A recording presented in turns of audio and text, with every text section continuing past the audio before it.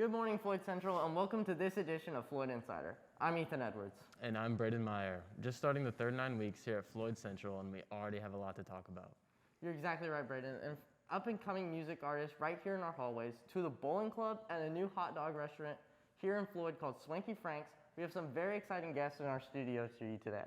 From how many clubs and teams we have here at Floyd, the bowling club is definitely one of the fan favorites. Especially with the bowling club just had gone to sectionals this past weekend. I understand why the bowling club is one of the most popular clubs we have. I might have to join the club next year for myself to see what it's all about. Here to talk about the bowling club today is our very own Ben Sisloff. Thanks for joining us, Ben. So, Ben, the bowling club, how do people get in it? What's so interesting about it? Why do people join? So freshman year, I had my friend Justin, he had two older brothers that went through it, and so of course he was going to join. And they only had 4 people, and you need 5 to compete. So he hit me up and said, "Hey, I'm in the bowling club.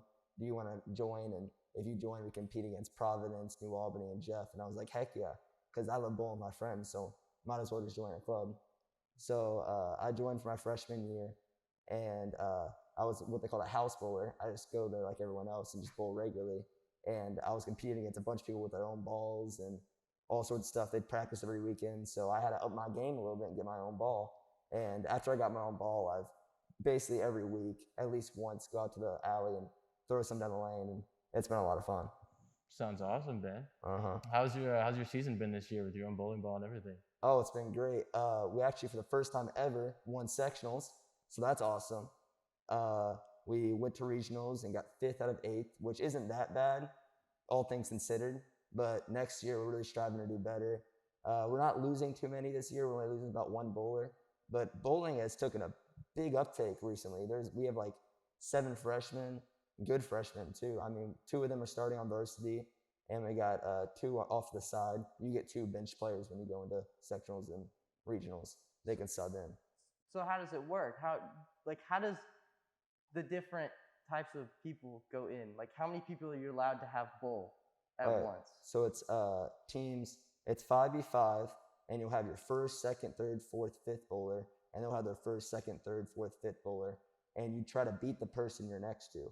So I would bowl against a Jeff person, and him and I would bowl at the same time, not like at the same exact time, but like he'll bowl, I'll bowl, he'll bowl, I bowl.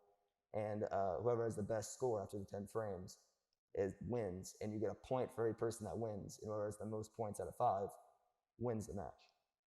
So I've been like everybody else, I go out bowling every once in a while, and my best score is like, I don't know, like 140.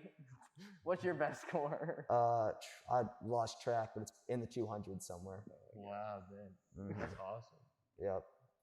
I definitely could not do that, even if I practiced for long enough. Absolutely. Thank you so much, Ben, for joining us today. Thanks for having me. Is there anything else you want to say about it? Join. If you have the opportunity, join a club at our school. It's a lot of fun. You get to meet new people. I'm sure it's a great experience. Join us after our break to talk about a new hot dog stand here in Floyd. After bowling practice or tournaments, you might get a little hungry. And that would be a perfect time to stop by at our new hot dog spot at Floyd called Swanky Frank's. Joining us today to represent Swanky Frank's, Grant Coleman. Thanks for being here.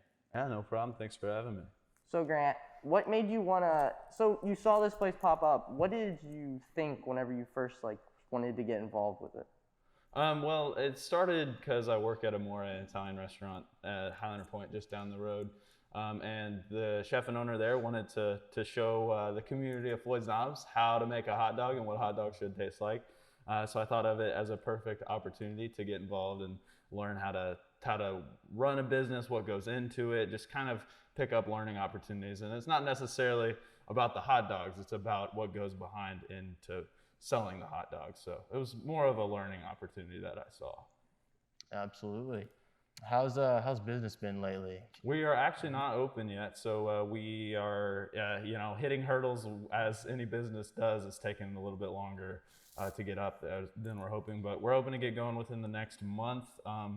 We've got good plans for what's to come.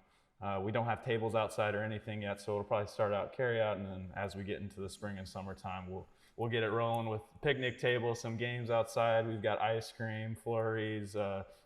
We can't call them flurries, but they'll be the same kind of gist, shakes. So it'll be a good place for kids to go and hang out after school and just have a place to have a good time.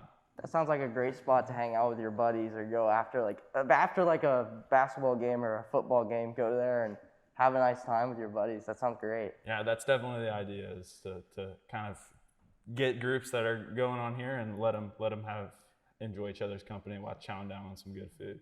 Sure. So you said the same person that owns Amore owns Swanky Frank's as well? Yeah, it's Chef Alberto Papsadero. So he's had a few restaurants in the area as time has gone. So he's had 3 in Corden, a barbecue restaurant, a pizza place, a place like Amore, and then a place in Jeff, Clarksville area that was like Amore. So right now he's only got Amore, and he actually works in the kitchen every single night. So he is the chef of Amore and owning it and opening up another restaurant. So he's been busy these days, needless to say, but he's got an impeccable palate and impeccable big old love for the community.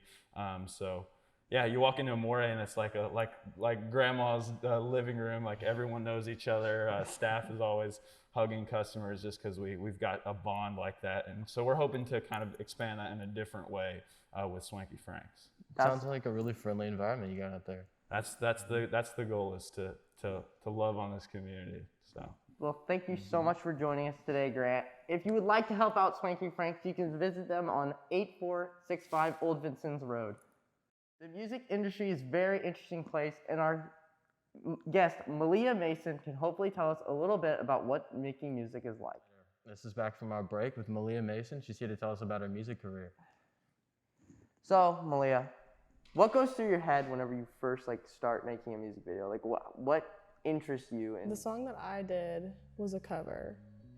So it was by Paula Nutini. And first we recorded the entire thing. We recorded the entire thing beforehand, before actually doing the music video.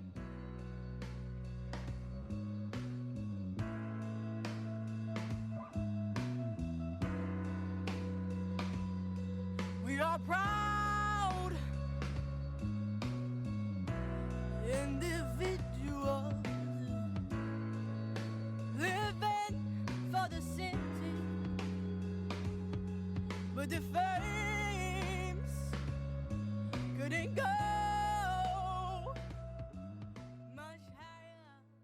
You want to start sparked your interest in music? Honestly, my mom. She's always been the one that's just been pushing me to go further and further with music. She started getting me out to karaoke bars when I was 7 or 8, and I was just singing up there. Wow. And then she got me into voice lessons and stuff. When did you start voice lessons? 10, 11. And then I just went from teacher to teacher because I didn't like any of them. So. Well, clearly it worked, because your stuff is really good.